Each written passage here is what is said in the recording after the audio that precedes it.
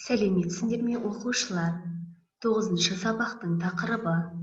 Тырналар жылы жаққа ұшады. Жаңа сөздерді сөздікке жазып алыңдар.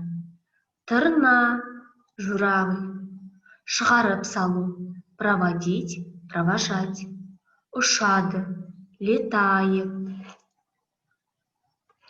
Оқылым тапсырмасы, 3-ші тапсырма, 29-ші бет.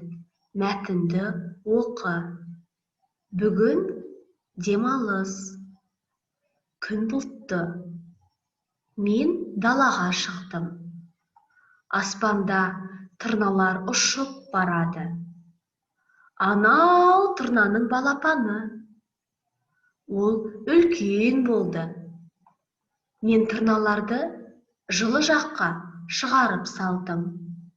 Ол қыста жылы жақта мекендейді. Оқылым тапсырмасына байланысты дескриптор кестесі. Мәтінді түсініп оқиды. 2 балл.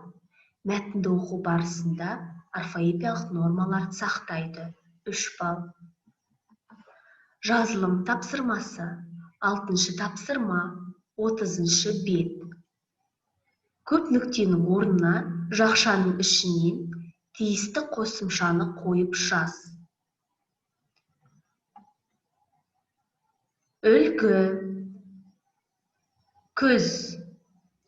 Күзде күн суытады. Дәл солай жапырақ. Мына жерден қосымша окончаниені жазамыз. Сарғаяды.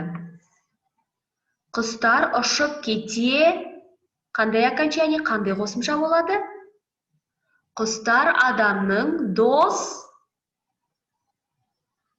Біз құстар шығарып саламыз. Олар жылы жақта мекендей. Дұрыс қосымшаны жалғап жазамыз. Жазылым тапсырмасына байланысты дескриптор кестесі. Сөйлемдерді толықтырып жазады. 3 балл. Сөйлемдерді жазу барысында орфографиялық нормаларды сақтайды. 2 балл. Осымен сабақ аяқталды. Сау болыңдар, оқушылар.